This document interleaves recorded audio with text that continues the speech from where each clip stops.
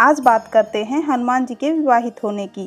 क्यों हनुमान जी विवाहित होने के उपरांत भी ब्रह्मचारी माने जाते हैं। तो सबसे पहले बात करते हैं हनुमान जी का विवाह कैसे और किन परिस्थितियों में हुआ और क्यों। शास्त्रों व लोगों के कहे अनुसार हनुमान जी के 3 विवाह हुए थे। उनमें से पहले विवाह का वर्णन शास्त्र पराशर संहिता से मिलता है, जिसमें कहा गया है कि सूर्य देव से संपूर्ण ज्ञान प्राप्त करने हेतु हनुमान जी का विवाह सूर्य पुत्री सुवर्चला से हुआ था। इसके पीछे की क्या कथा है, आइए जानते हैं।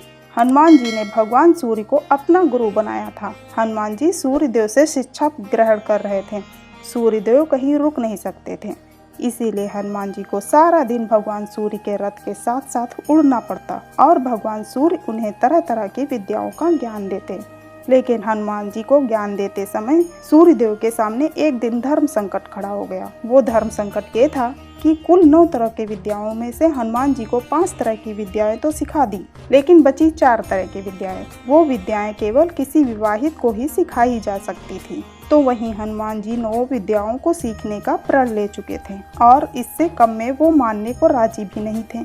इधर भगवान सूर्य के सामने संकट था कि वह धर्म के अनुशासन के कारण किसी अविवाहित को 4 विद्याएं नहीं बता सकते थे। ऐसी स्थिति में सूर्य देव ने हनुमान जी को विवाह करने की सलाह दी और अपने प्रण को पूरा करने के लिए हनुमान जी भी विवाह सूत्र में बंधकर शिक्षा ग्रहण करने को तैयार हो गए। सूर्य देव ने अपनी परम तपस्वी और तेजस्वी पुत्री सुवर्चला को हनुमान जी के साथ विवाह करने के लिए तैयार कर लिया। सुवर्चला महातपस्वी कन्या थी।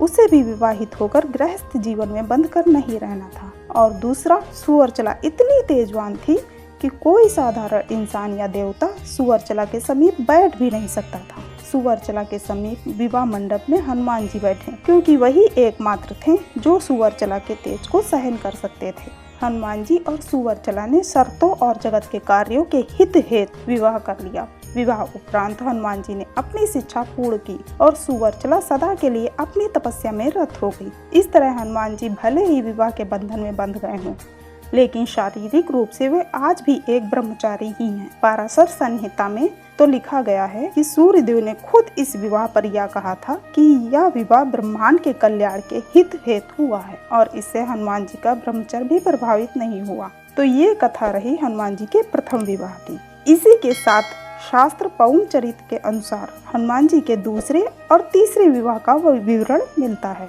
जिसमें लिखा गया है कि जब वरुण से रावण का युद्ध हो रहा था तो हनुमान जी ने भी युद्ध में भाग लिया था और फिर युद्ध के उपरांत वरुण ने अपनी पुत्री सत्यवती तो रावण ने अपनी पुत्री अनंग कुसुमा का विवाह हनुमान जी से कर दिया था। इस तरह हनुमान जी के 3 विवाह होने की बात कही जाती है। साथ ही आस्था के साथ लोगों में यह बात भी फैली हुई है, यदि हनुमान जी के उनकी पत्नी सुवर्चला के साथ दर्शन किए जाएं, तो पति पत्नी के बीच के सारे तनाव खत्म हो जाते हैं। घर में यदि कलेश मचा हुआ है तो वह भी हनुमान जी के उनकी पत्नी के साथ दर्शन मात्र से ही दूर हो जाते हैं। अब आप सोच रहे होंगे कि हनुमान जी तो हमेशा मंदिरों में ब्रह्मचारी रूप में ही मिलते हैं या भगवान श्री राम की भक्ति में लीन।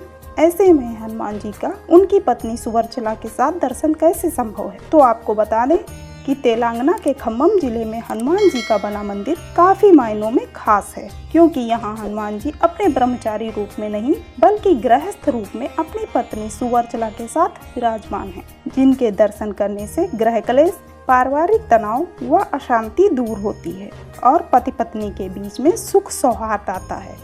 वैसे तो हनुमान जी के सभी भक्त यही मानते आए हैं कि वे बाल ब्रह्मचारी थे और वाल्मीकि, कंब सहित किसी भी रामायण और रामचरितमानस में बजरंगबली के ब्रह्मचारी रूप का ही वर्णन मिलता है। हनुमान जी के सामान्य जीवन का उद्देश्य मात्र परमार्थ की प्राप्ति ही रहा है। 3 विवाह होने के उपरांत भी वह सदैव ब्रह्मचारी ही रहे हैं। हनुमान जी के जीवन का उद्देश्य प्रभुदासता और ईश्वरीय शक्ति की सत्यता को साधना ही रहा है। धन्य है ऐसे हनुमान जी जो राजपाट, सुख वैभव, भोग विलासिता से दूर रहकर राम नाम रमते रहते हैं। जय श्री राम, जय Bajrangbali. Please like and subscribe.